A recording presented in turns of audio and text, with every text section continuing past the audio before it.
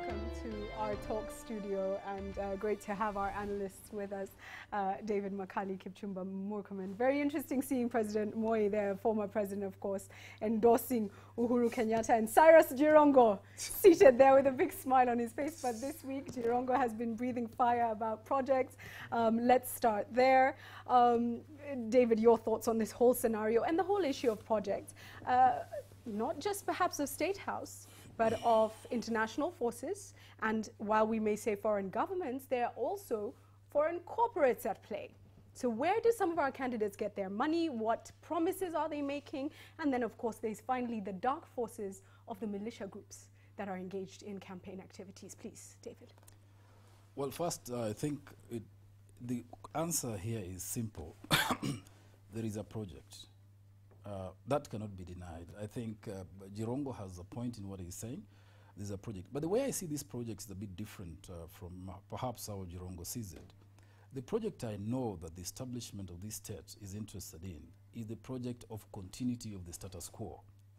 And this has been going, and that continuity, in my view, is seen as opposed, or the person who is anti that continuity is Raila Odinga.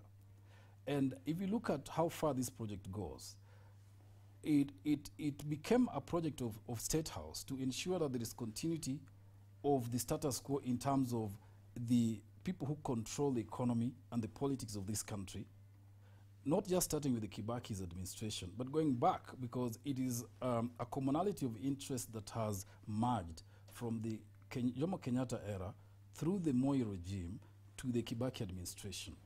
These, would I call them forces or a section of this country that controls power would like to continue in that, whatever, in that system. Now, how has that come to what we are talking about today's project? Okay, they wanted somebody who is either part of that status quo to continue, or somebody who is sympathetic to that status quo to take power, or somebody who would be a puppet, who would be manipulable to continue after Kibaki, without naming names. Okay, so a project exists. You say Cyrus is correct? So what we see in here, and the people who are coming in, is part of that project, but the plot involves certain players at one point and others at different points as it evolves. I'll come back to this in a moment, but you said, you know, Raila Odinga is the antithesis of that. Martha Karua could as well be the antithesis. No, Let me throw that view. in. But also, is this really the only project that exists? We'll come back to that question, Kipchumba, please. First of all, I think Jirongo's statement is, you know, in terms of putting it as a project, is calculated and targeted in telling us that the only person who is being prepared to take over the presidency is Uhuru Kenyatta, which I disagree with him. He wants to tell us that the split of the so-called G8 is that all these people are being split to assist Uhuru Kenyatta become the president. I disagree on two things. One is that if you look at the formation of UDF, it was prepared first by people, we've been told, and I have every reason to believe, who have been working closely with State House. And the preparation of that party was to invite Uhuru Kenyatta to be member of the party, which he refused. When he refused is when now they went around shopping. On the way, they meet Mudavadi, who was on his way from ODM. So from there, they adopt Mudavadi to be part of that project. So it cannot be possible that it was prepared as a way of dealing with assisting Uhuru. The second, and I agree with Mutai Nguni, is that actually what's happening in State House, and this is the context. In 1978, when Mzee Kenyatta died, there was a tussle in Central Province, equivalent to what we are seeing now, an internal tussle within the president's people.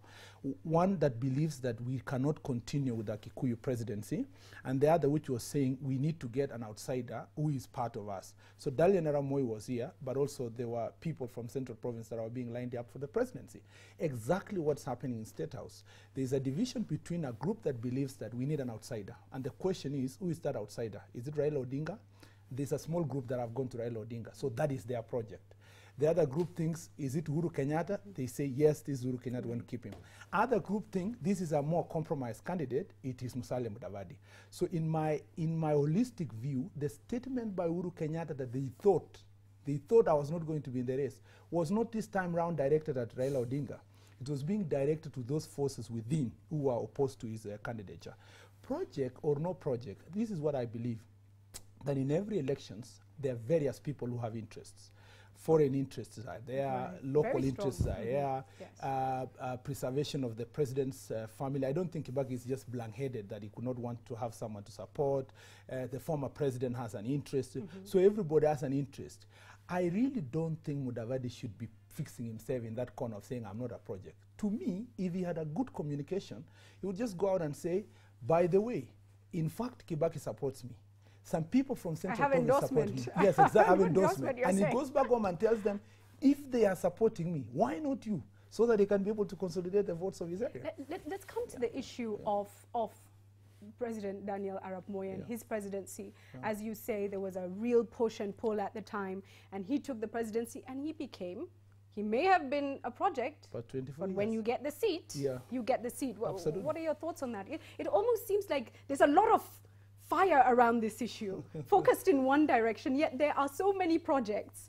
And at the end of the day, if Kenyans decide we're voting for so-and-so, they will be the president of the Republic of Kenya. Well, first of all, I think that Murkomen pointed a good picture about the 1978 forces to stop Moi from taking over power.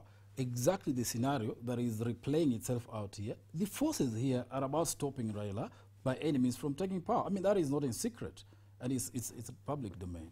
Now, whether that succeeds or not is about Kenyans deciding, right? But the kind of projects which are evolving are, as you say, I don't think the external project is as significant as the internal project. First, let me point out this. Kibaki, when he came to power, did not enjoy a lot of international support. In fact, I must add that the person the international community preferred was Kalonzo Musyoka for very clear reasons. And that's why Kibaki has not had a good relation with the Western foreign powers, because they had interest in the economy, in controlling the sectors of this economy. When Kibaki took over, he nationalized these things and privatized most parastatals to the exclusion of most of these Western powers or companies from those Western powers. So Kibaki didn't have a good track with them. And the reason they preferred Kalonzo, if you ask me, is because they didn't think Kalonzo had sufficient support or capitalist class in Kenya that would give them a challenge in taking over the economy.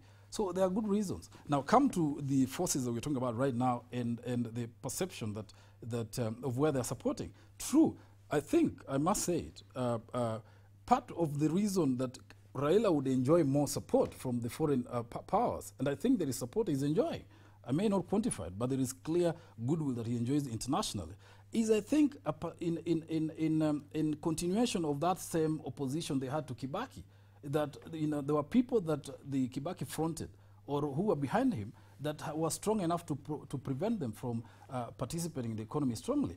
Similarly now with Raila, they think that they are better off supporting Raila than say Uhuru, because they think Uhuru represents the continuation of the status quo. So that is the dynamics here in which the foreign forces come in. I don't think we should ignore the corporates who play a key role, and I think we are ignoring them. And the truth is we have presidential aspirants, whoever it may be, I will not put names, who may go out there and get funds from serious corporates who have interests in Kenya. We are mortgaging a nation without knowing it, and if they come into the presidency, and so this is what I'm trying to get at, is are we ignoring other aspects of project? In fact, there is nothing called international community for the sake of it. Except terrorism, there is nothing else that the so-called international community are concerned about except business. So who will supply the police vehicles, the police uniform, the person who will be mining the oil in Turkana. All these interests are actually coalescing around who is likely to give us that opportunity to do business.